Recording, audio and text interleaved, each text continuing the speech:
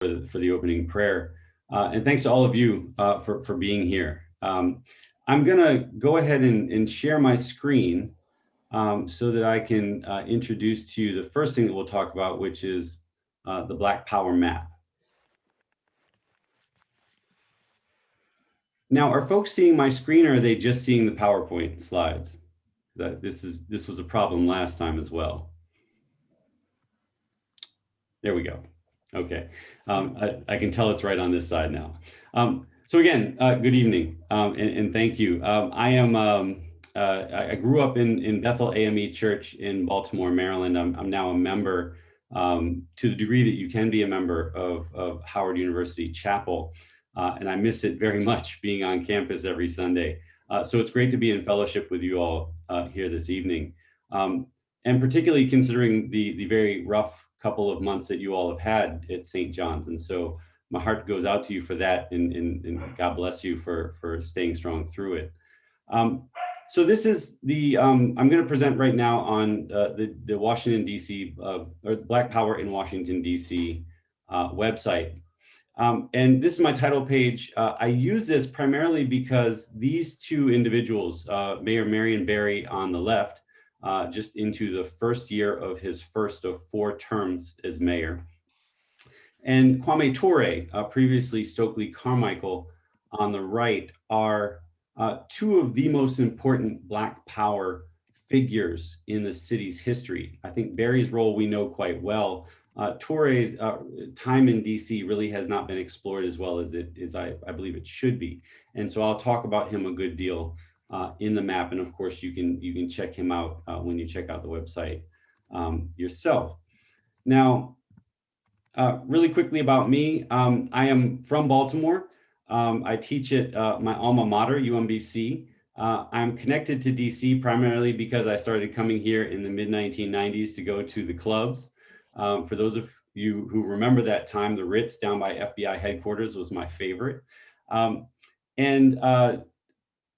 Once I got here, I was already writing Rumor, Repression, and Racial Politics, which really pulled me into some of the scandals involving Mayor Barry and also Walter Fauntroy.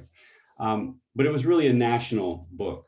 It just so happens, though, that while I was at UDC, I met Chris Myers-Ash, who is a DC native and who had come back to the city to teach history. And we decided, largely because we had been assigned to teach the DC history course, that there needed to be a new book out on DC history. The previous sweeping history of race in the city's history had come out in 1967. And so we thought it was time to update things. A few things had happened since then. So we sat down together starting in 2011 and wrote Chocolate City. And we're very happy with how the book turned out. And it recently came out as an audio file. That's why you see 2 pictures for Chocolate City below. The first one is a light ripoff of the Parliament Funkadelic album cover. The second is a pretty heavy ripoff of the Parliament Funkadelic album cover. And we're not shy about that. My father was a big time Parliament fan. And so if you are too, feel free to throw your fingers up. But I live here now with my wife and my 2 kids in Shepherd Park, and we love the city. My sons are DC natives. And if anyone says, well, how'd you write a book about DC? You're not a native. I tend to say things like, well, neither was Chuck Brown, neither was Marion Barry, neither was Frederick Douglass, and they let me by. Let me jump right into it. The Black Power in DC map is really a product of a spinoff of an idea that Chris and I had when we were writing Chocolate City. We wanted to put together a companion website to the book. For those of you who have picked up the book, you know that each chapter starts in a place. And so we describe that place, and then we talk about the people that did something significant around issues of race and democracy in that place. And we really wanted to expand that into a large website, but we just got tired after we were finished the book. We didn't want to go back through that same material again. I decided probably about a year after we finished the book that folks really wanted a deeper look at the Black Power years in DC. And so I decided to go ahead and put together this website with some students at UMBC. And I've been very happy with the results. And so this is a website, when you go on, There's a main page, which you can see on the right-hand side of your screen, has a narrative history of Black Power organizing in DC. And then at the end of each section, which covers sort of the origins of Black Power in the early 60s, the Black Power movement in the 60s and 70s, the institutionalization of Black Power in the late 70s, and then the resurgence of Black Power in the 80s and 90s. At the end of each of those, there is a button where you can press it and go into a map of the city during that time period and see all of the major Black Power movement events and organizations on a map with these little red dots that you see at the bottom of your screen. So let me actually take you through some of that history using a few pictures that actually aren't in the map because I couldn't get the rights to them. And so this will be fun because this is all the stuff I wanted to include but couldn't when it came to some of these pictures. First off, let me say that I am working from a very rich literature on Black Power in DC. No one has ever written a book that covers the entire Black Power movement in DC, and certainly not the Black Power resurgence of the 80s and 90s. But a large number of people have written books covering parts of those things. And so these are some of those books, and they are all excellent. And so if there are any that interest you, like James Foreman Jr.'s Locking Up Our Own won a National Book Award for a good reason. Russell Rickford's We Are an African People should have won more awards than it did. You can go on down the list. I think Capital City should have won more awards than it did as well, but that's another story. But all of these are wonderful books, and so I encourage you to check them out if you have the time. All of them are referenced in the map, and so if you miss them here, you can find them there. I'm going to argue four things as I go through the map, some of which I've already touched on. The first is that Washington's Black Power movement is important. Washington was a national center of Black Power organizing, on par with those places that we think of as the national centers of Black Power organizing, New York and Chicago and LA. Washington was right up there with all of them. And many of the preeminent Black Power activists of those cities regularly came to DC because they knew how important DC was. Second thing I'm going to argue is that the abnormally large amount of war on poverty money that flooded into DC in the 1960s through the United Planning Organization creates this huge community of Black Power activists because they can get jobs being activists. And so people that were coming out of jail, that lived in the projects, that were on welfare, that most city institutions had not just ignored, but actively sort of undermined their lives for decades, were all of a sudden being given money by the federal government to address the very problems that the city and the federal government had created for them in previous generations. And so that's a critically important second argument. The third is that, the Black Power movement didn't just decline in the late 1970s and go away. Most of the activists that were involved in the Black Power movement in the city became institutionalized. They ran for the city council or the DC council. They ran for mayor. DC is the first city in the country to have a former Black Power activist ascend to the mayor's office, the first large city in the country, pardon me. And they also formed nonprofits, lobbying outfits. And so many of them sort of insinuated themselves into the government in the years after the movement out in the streets declined. Last thing I'll argue is that the district experienced a Black Power resurgence during the 1980s and 1990s. Many of those activists who had demobilized or gone into a good government job in the late 1970s came back out into the streets because they were worried that much of what they had fought for in the 60s and 70s was under threat by the Reagan administration, by the crack epidemic, by the resulting epidemic of violence that occurred after that as well. And so there was this sort of late burst of activism in the city that really comes to define the city's politics in the 80s and early 90s. Now, that's the most words that you'll see on the screen from now on. I want to show you all some great pictures that I've dug out of the archives. So here we go. First, I got to show you one I created myself. You cannot have a conversation about Black Power in DC without looking at that really awkward red and green X right in the middle of the screen. DC's Black population, for the vast majority of its city, is a minority population. It's a significant minority population. Black folks tend to average about 20 to 30% of the population for pretty much the entirety of the city's history up through 1940. But then two things happen simultaneously. The first is that red line. Once the suburbs open up and the Supreme Court mandates that housing segregation is no longer legal in 1948, the white population just leaves. 170,000 white residents leave in the 1950s alone. Another 130,000 leave in the 1960s. Almost all of them before the 1968 riot after Martin Luther King is assassinated. At the same time they're all leaving, African Americans are pouring into the city as part of the second Great Migration. The Black population is about 200,000 at the start of World War II. It's over 400,000 by 1960, and it would continue to grow to over 500,000 by the early 1970s. That is, I should point out, by the early 1970s, over 70% of the population. So DC is not only the first city in the country to have a Black majority when it becomes a Black majority city in 1957, but it is one of the Blackest cities in the country by the time you get to late 60s, early 70s. And so that's critical because without that Black majority, you don't have the raw material you need for a movement to then gain power for those people. Now, a Black majority, a wonderful place to live does not make. I think we all know from the stories that we've seen coming out of Ferguson, Missouri, that which is an 80% Black jurisdiction, that there are a lot of places where there's a huge Black population where it's really horrible to be and live and be Black.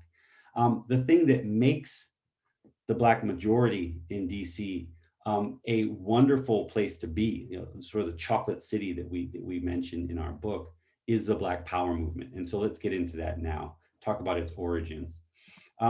There had always been in DC a very strong nationalist community. DC was really quite segregated, had a very large, poor Black population, and nationalist Christian preachers, as well as the Nation of Islam, the sort of core of American Islam in the early 20th century, was quite robust in Washington, D.C.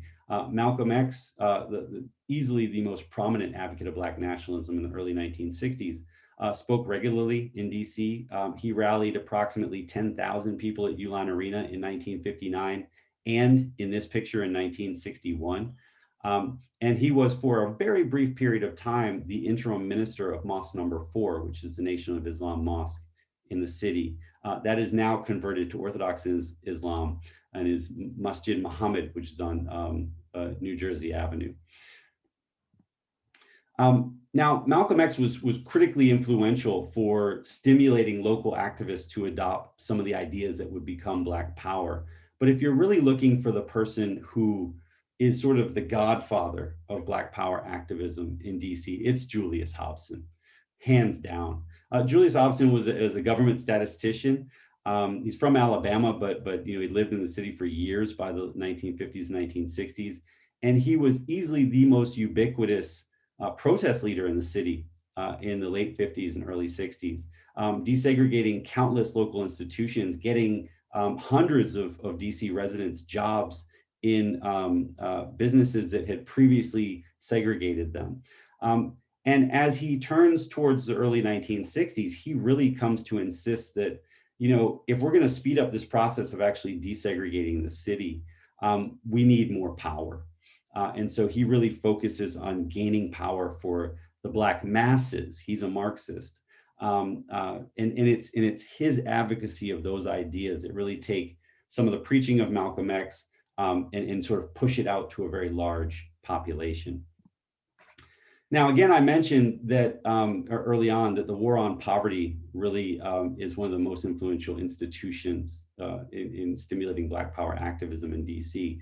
Malcolm X and Julius Hobson can talk about all these ideas, but they can't give people jobs spreading these ideas. Oddly enough, the federal government did. And so when the federal government began its war on poverty in 1965, it funneled all the money that it sent to the city through the United Planning Organization. And the UPO director at the time, the guy named James G. Banks, was friends with Julius Hobson. And Hobson just told him, you can't just give all this money to a bunch of middle class people and then tell them to do things for poor people. You've got to give this money to poor people. You've got to give poor people responsibility managing this money, some skin in the game. And Banks did just that. And so UPO went and hired all of these amazing activists who have since become legendary in the city. This picture has P.D. Green, who's really known as a quite profane but hilariously funny comedian. But he was a UPO organizer for much of his time, for much of the 1960s.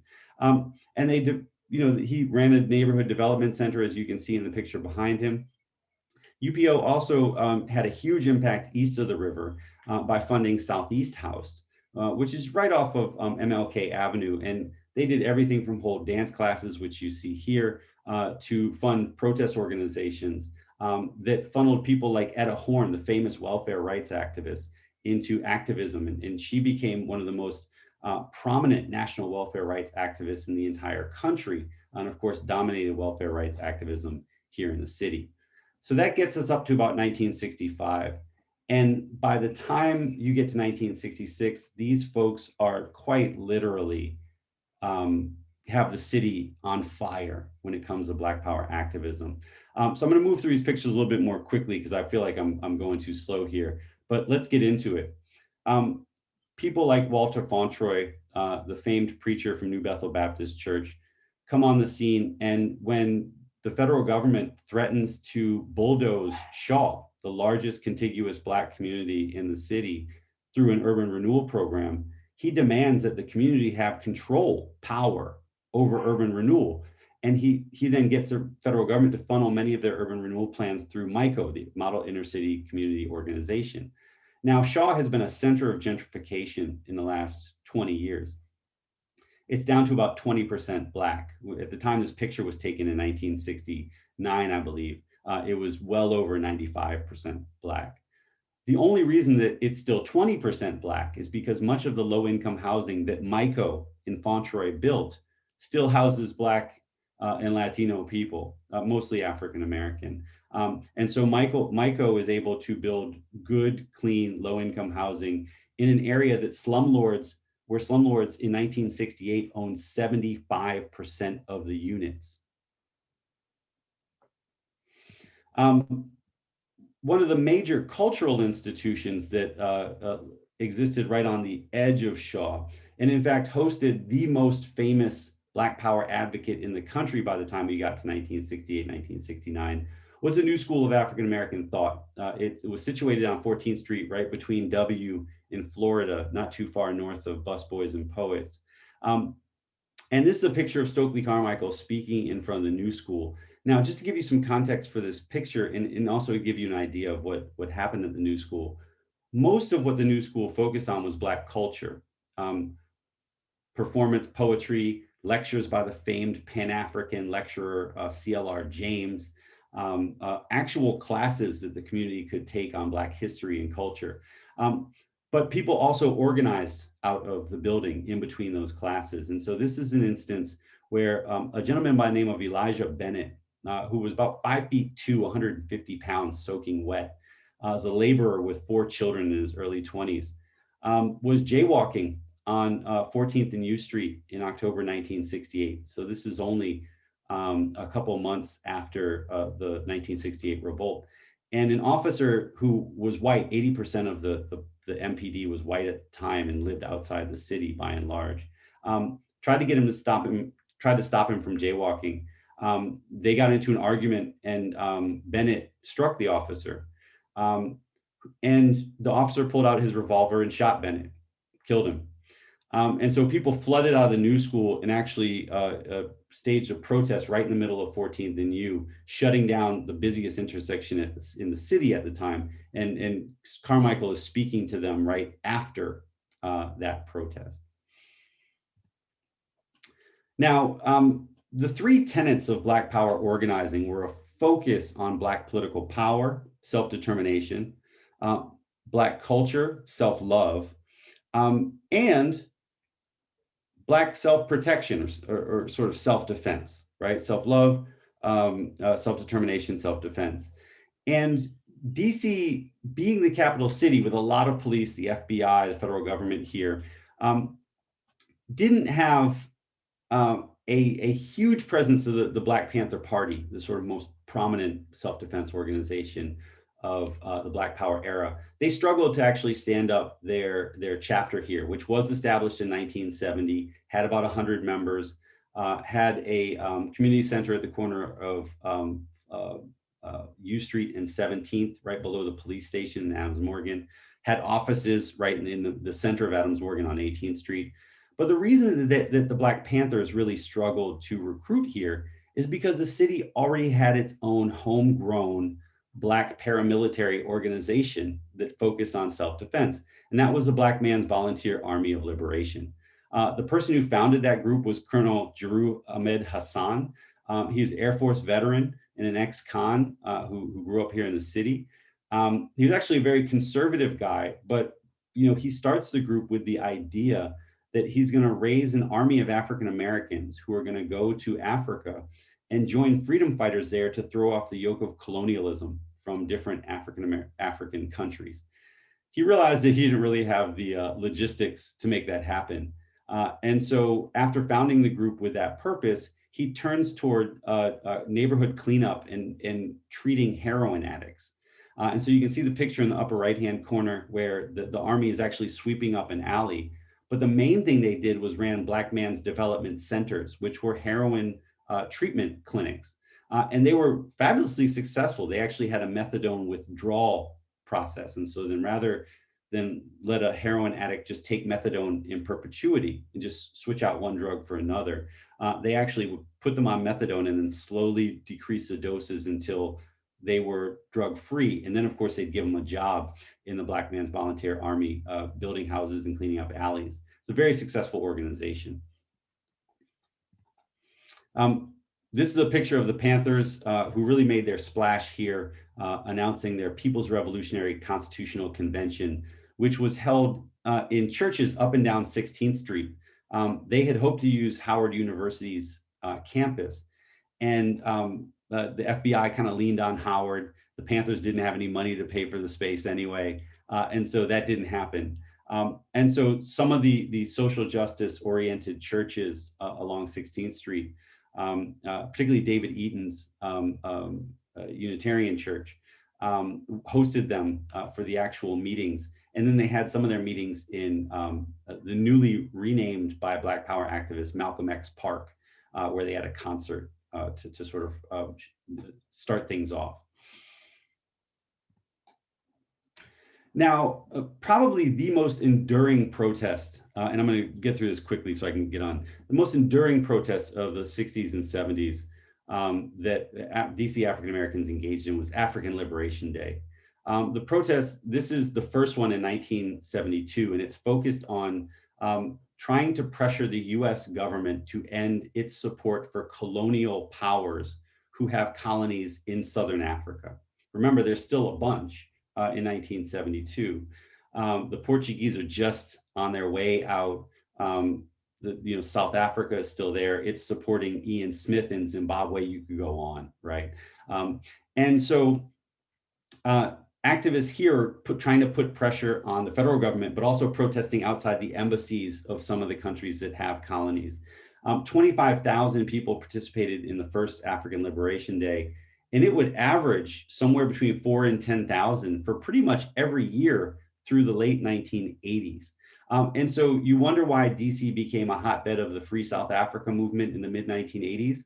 Well, it was because DC activists had been talking about ending colonialism in Southern Africa on a mass scale since at least the mid 1970s. And there's a big sort of population of activists who have been dealing with this issue for a long time. Now, the movement does decline as sort of a street-heavy focused movement in the late 1970s. And one of the main reasons is because it's able to seize the reins of power. If you look at the first DC council that's seated in 1975, 11 of the 13 members of the council are either Black power, anti-poverty, or civil rights activists, including some of the white members like David Clark, who had worked for the Southern Christian Leadership Conference, right? So the movement had literally made and then taken over the government. And the coup de grace was when Marion Barry, a Black power activist, becomes mayor in 1978. And because they had institutional power, these activists are able to make issues that movement activists had believed were a priority city policy. And so DC in 1979 becomes the first city in the country to have a Martin Luther King Day holiday on Martin Luther King's actual birthday when it was on a weekday. So some other cities would celebrate it on like the Sunday before the week when he was born. DC said, close the schools, close the government. We're having a Martin Luther King Day holiday. And Stevie Wonder had just written the Happy Birthday song, which of course was a lobbying song for getting the federal government to make Martin Luther King's birthday a holiday. And so he was made the Grand Marshal of the Anacostia MLK Day Parade, which was started in 1978 and has run continuously on Martin Luther King's birthday since. Now, things got bad in the early 1980s. The recession that began under Carter and really took off under Reagan, largely because he decides to fund a tax cut for the rich and increase defense spending by cutting back on programs for the poor. And so, you get Black youth unemployment of 50% by 1982 in Washington, D.C., just to give you an idea of how acute that joblessness is. Many activists felt all the gains that they had made of the 60s and 70s slipping away as Reagan comes into power, because he's not only making it impossible for Black people to feed themselves, he's talking about stripping away civil rights protections. He's talking about rolling back voting rights protections. Remember, Jefferson Sessions, who we can just flat out call a racist because he is, he gets appointed to the Justice Department as a US attorney for the first time by Ronald Reagan. And one of the first things he does is prosecutes old Black folks who could remember as adults not being able to vote in Alabama. He prosecutes them for voter fraud. And so activists seeing this mobilize again. One of the biggest events that they do is the 1983 March on Washington, which is a 20-year anniversary of the March on Washington. Some of the main speakers were Jesse Jackson, Martin Luther King III, and it's actually bigger than the 1963 March on Washington. 300,000 people come out to that event. It's also an agenda-setting event for whoever African Americans hope to put up as the first serious Black contender for the Democratic nomination to the presidency. And Jesse Jackson was able to sort of advance, gain that role. Just a year later, the Free South Africa movement begins, a year-long picket outside the South African embassy. It's actually the longest civil disobedience campaign in the country's history since the Montgomery bus boycott. And it forces a reluctant Ronald Reagan to adopt sanctions, or Congress to adopt sanctions over Reagan's veto against South Africa. And then in 1995, it sort of all comes to a pretty remarkable, but I think unfortunate end with the Million Man March, the largest mass protest in American history. DC is very well represented in the organizing committees. On the actual dais, Marion Barry's entire family spoke during the Million Man March in 1995. But unfortunately, much of the energy that went into the march didn't produce a great deal of organizing after the march. And the resurgence kind of died down in the years after. So I'll just say this. I mean, the reason I'll just end with this. And the reason I really wanted to focus on this issue with this map was because there's a lot of young people out in the streets today who are beginning to pick up a lot of the ideas of Black power politics and sort of make claims on the government based on some of those notions. and some of the symbols that they picked up from the Black Power movement. And I want them to be able to have the historical background to ground themselves in a very recent history that many people don't know about. And so I'm hoping that you know, the activists who are out there in the street now will read this. I'm also hoping that DC residents will be able to find a great deal of this important movement in the cityscape around them. So I'm sorry I went over, Jess, but I'm done. Well, first of all, thank you very much for walking us through the map. I learned a lot. I promise we're going to open it up to questions for everybody, but John and I are going to pull rank here. We prepped a couple of questions that we definitely want to have answers to, and we'll run through them as quickly as we can, and then share the mic, so to speak. You alluded to this at the end of your presentation, Professor, but I wanted to put the question to you directly. You know, Chocolate City came out in 2017, and a lot of history, including Black history and Black organizing history, has happened right here in DC since then. We've seen, of course, the protests after George Floyd's killing in the summer. We've seen the designation of Black Lives Matter Plaza right in front of our church. We've seen the inequality in how COVID has impacted the region. And all of the recent political history since the election. The epilogue of Chocolate City, which sort of looks forward from the end of that narrative, concludes with some thoughts about gentrification and displacement, and some hope that recent history and present circumstances might spur people in DC to build a more just, egalitarian, and democratic nation's capital. How's that going? It's rough. It's pretty rough.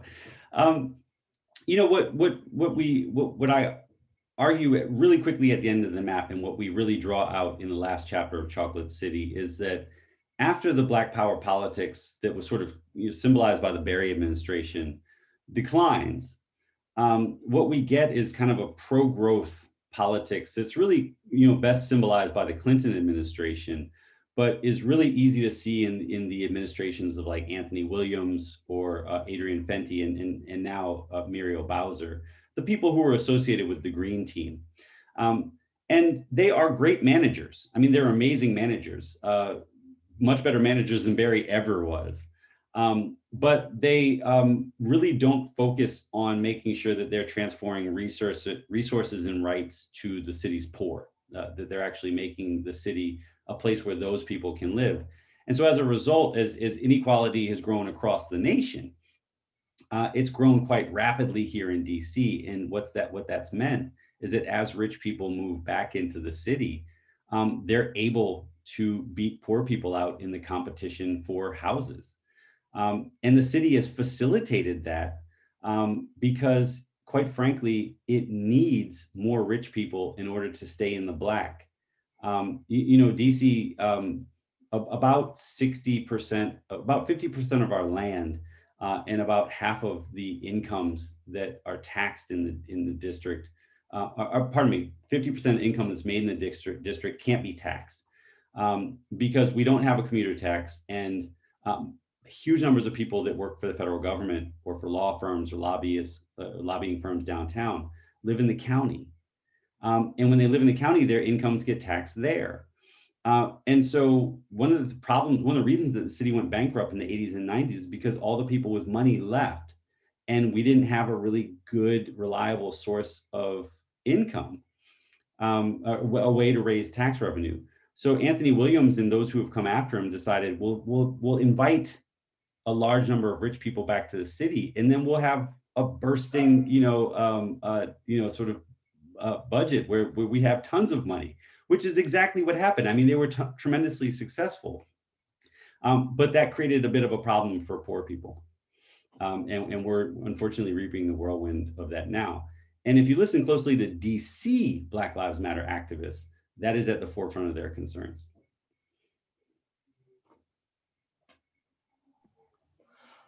Thank you, sir. Another question we had: are there churches or other faith communities in our local history that you would hold up as unique examples of allyship in the movements of their day? And if so, what do you think made them unique? Yeah, So there's two, and I'm gonna, I'm so embarrassed, guys. As I was preparing, I forgot to write these down because I always mess up some of the names. And so you guys may have to help me to recall the names. I'll try to recall many of the individuals who will give you context clues. So it'll be like Jeopardy, maybe. So easily one of the most important is David Eaton's church, which is right at the corner of 16th and right where Adams Morgan hits 16th Street. And All it's Souls. All Souls. Thank you. All Souls. And All Souls, Eaton was just an activist in and of himself, and the congregation actually chose him because they were concerned that the city was sort of growing away from him, from them. It was he was able to host a number of really important organizations that contribute to the Black Power movement, and so a job training program that in fact still runs today was started at All Souls. He, of course, helped out the Panthers when they were trying to do their Revolutionary Constitutional Convention. And he was regularly in conversation with all of the activists whose offices and homes and constituencies surrounded All Souls, right? So that's one. I think another that really fascinates me was, and this is where I'm losing the name, but it was the church that essentially decided, and it was an all-white church. I mean, All Souls was not all white when it hired Eaton. It was majority white, but it wasn't all white. There was a church that was all white. It was a Presbyterian church, and they just decided, like, we have no connection to a population that has become the majority in this city. We have to hire a minister who can bridge that gap. And so they hired a gentleman from, I believe it was New York, named Anderson. And he becomes a member of ECTC, which was the group that fought highways that were supposed to cut through the center of the city. He founded the Southeast Enrichment Center, which was a community center for African Americans who lived over by 8th Street near the Marine Barracks. And he was a founding member of the DC Statehood Committee, which later became the DC Statehood Party. And so you have these churches who are really focused on the city's problems and dealing in serving the larger community of which they're a part. And they, I think, are pretty impressive models for trying to be conscious of the larger community of which you're a part. Not, as Martin Luther King would say, sort of hiding behind the comfort of stained glass windows. Awesome. Want to give other folks a chance to ask some questions. I've got a long list that I'd love to hear answers to, but does anyone else want to ask something?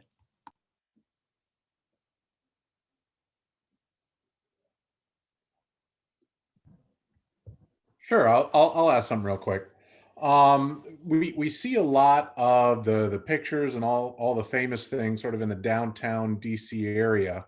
I'm wondering if you could talk about east of the river a little bit. I look at that, and I don't, the number, I've lived in DC almost my whole life, and the number of times I've been there I can count on one hand. Not when I'm driving on 295, but I actually went over to, and it was either to be at the ice rink or a couple of things right off of a metro line.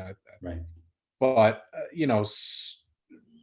a friend of mine grew up over by H Street Northeast, and you really didn't go anywhere other than her house until the 8th Street corridor really had its revitalization. Is there a way to revitalize east of the river without the potential gentrification that comes with it? I'm not trying to say you got to keep people out, but at the same time, is there a way to lift that up and still keep it be east of the river? Yeah, no, you're asking a great question. And there is a wonderful group called the 11th Street Bridge Park project, and you can check them out online. They have a very good web presence. And they're trying to figure that out because they are essentially taking an old bridge, the old 11th Street Bridge, which is going to be redone as a park that will allow you to walk back and forth across the Anacostia River. The city's investing tremendous amount of money to make sure that the Anacostia River has the same number of bike trails and access to the water that the Potomac does, because historically the city has treated the Anacostia like a dumping ground. In fact, there was literally an open pit dump on the edges of the Anacostia where they used to burn trash until the 1960s. They only shut it down when a boy was playing near a pile of burning trash and it fell on him and killed him. And so all that has been cleaned up, and the fear is that now that all that has been cleaned up, gentrification will sweep across the Anacostia and displace all of these lower income folks. The 11th Street Bridge project is actually looking specifically at the 60s and 70s for ways in which, to the activists that I chronicle in the map, for ways in which they can stop that from happening. So they're looking at things like low equity cooperatives, which dot much of Adams Morgan and Columbia Heights, primarily because of Black and Latino activists who had taken old places that were threatened with going condo and bought them and turned them into low equity cooperatives, right? They're looking at land trusts.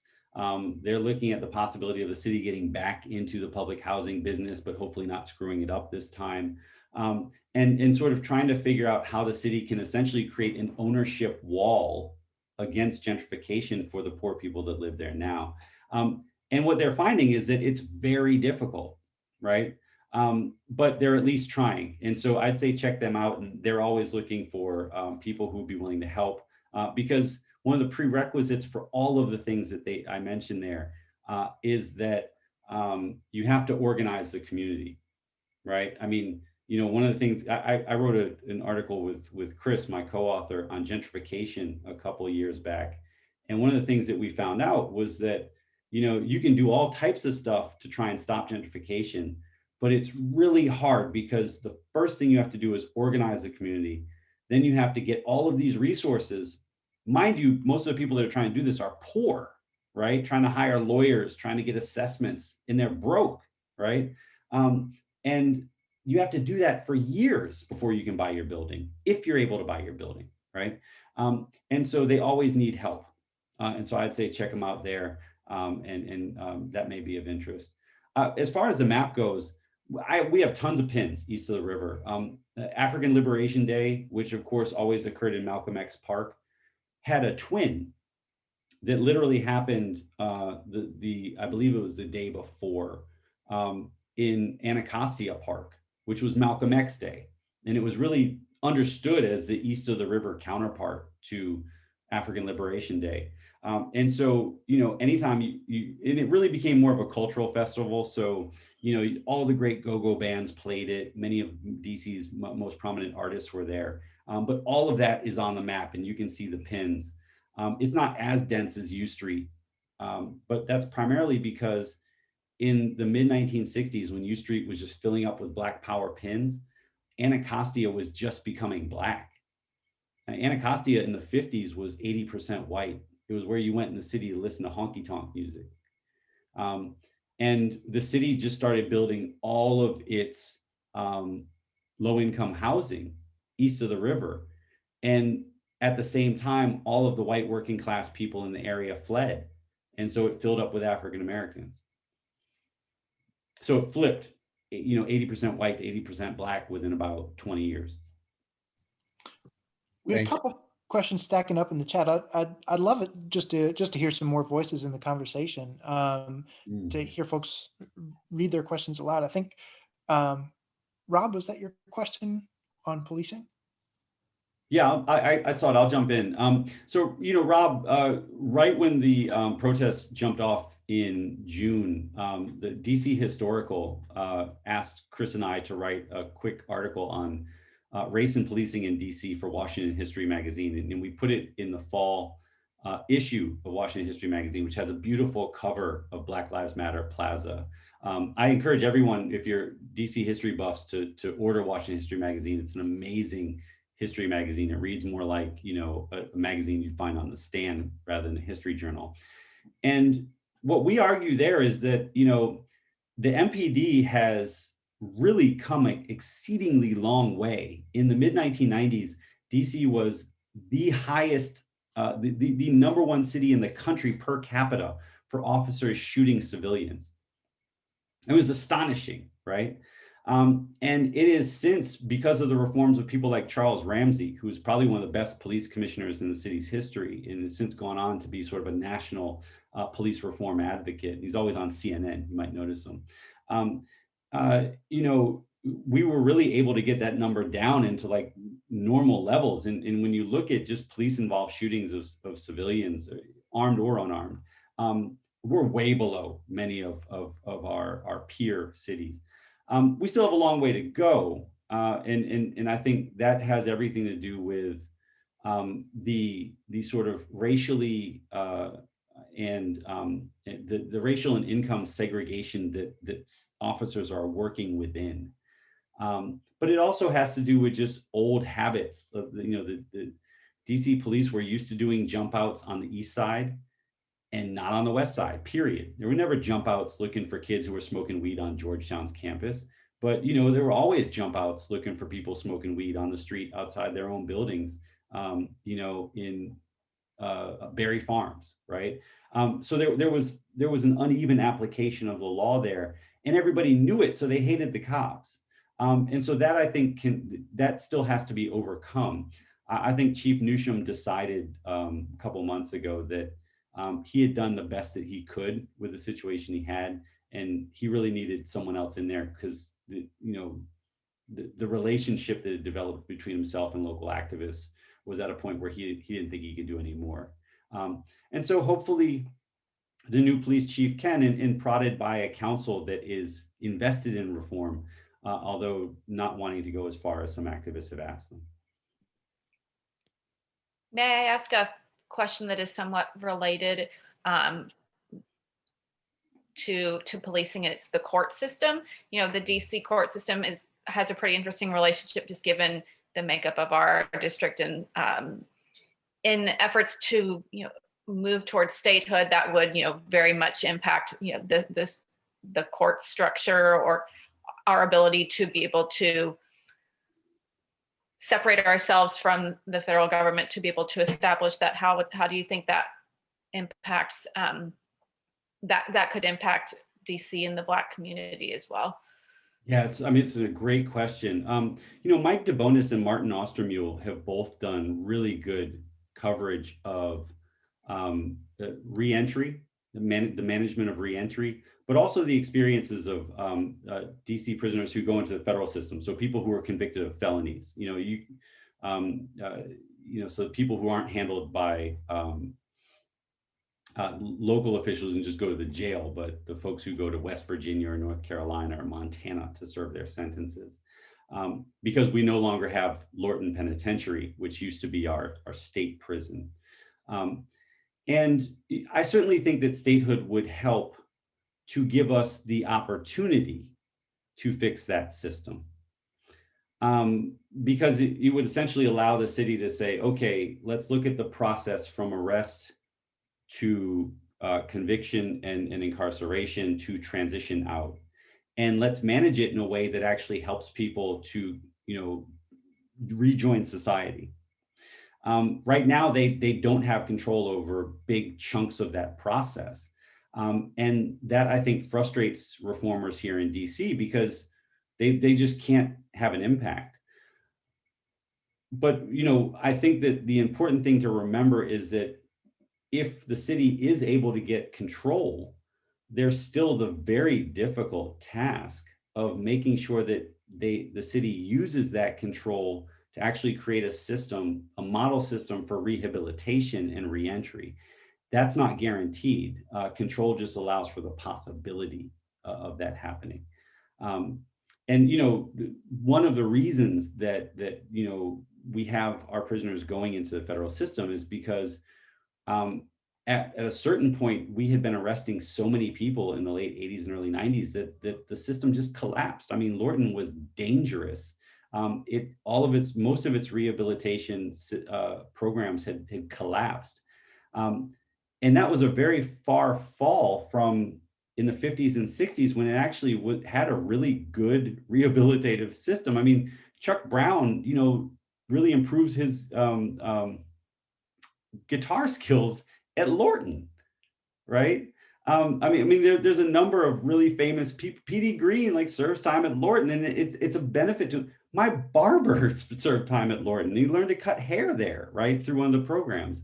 And so there, you know, it used to have those good systems. Those had collapsed because we had just flooded the system with people during the crack era, and then you know, the easiest way to sort of suss it out was just to give it to the feds when we went bankrupt in the mid 90s. I think that addressed a little bit of your question as well, Kate, on statehood. But I also wanted to observe that we are at time, and Professor Musgrove, I want to respect your evening plans. But before we all break, I wanted to give Kate a chance to ask one last question if there was follow-up, and then I was hoping maybe Rob or Savannah, you might be willing to close us out with a quick prayer.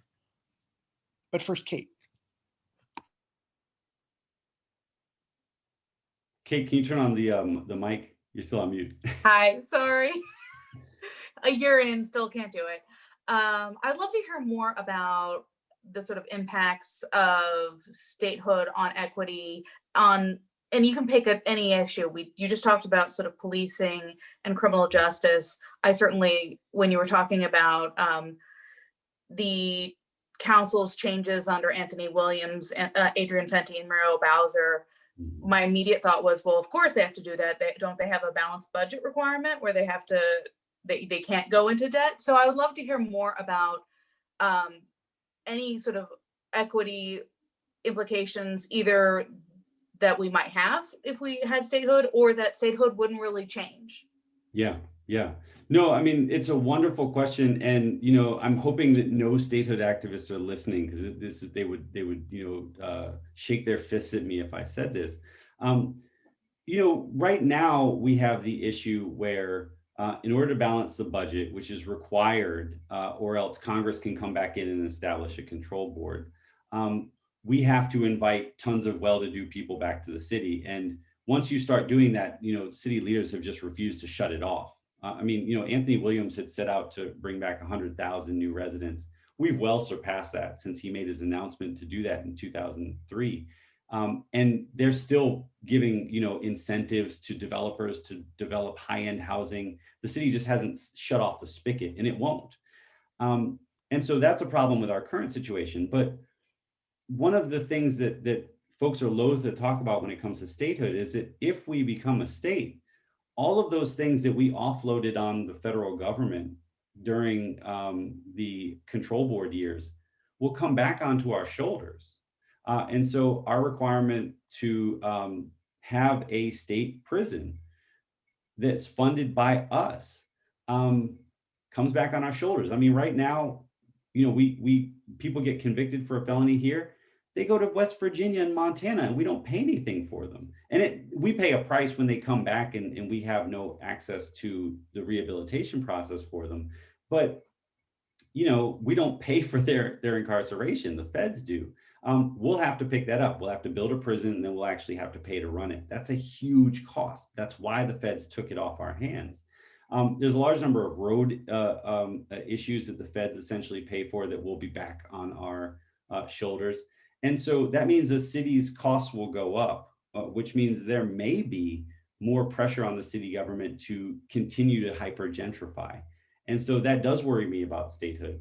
The flip side, of course, is that once you're a state, you can levy a commuter tax, or you can do what New Jersey does with New York, which is, you know, make sure that people that work in New York and live in New Jersey actually pay taxes in both areas, but it doesn't actually increase their normal tax burden. Like, all that's on the table. But what I worry about is that, you know, people like Steny Hoyer, particularly since he's in leadership now, are really going to put pressure on the city to make sure that they don't do things like that, which means we'll be back to begging rich people to come back to us. So it's a mixed bag. I mean, I think the benefits outweigh the downside, though. Well, Professor, thank you so much for going a little over with us and for sharing your time. I've learned so much, and this has been a really wonderful evening. Folks, should we pray? All right. The Lord be with you. Also with you. Let us pray.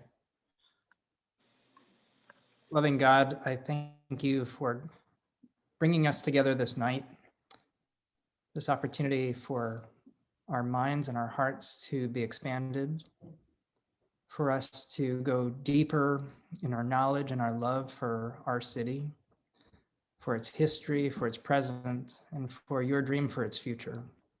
I pray that you would inspire each one of us and give us guidance as well as courage that we might serve your wish for the broader community in which we are a part. In Christ's name we pray. Amen. All right. Well, Well, thank you all. Have a great evening. Thank Thank you. you. thank you so Thank you, much. sir. Thank you very much. Thank you.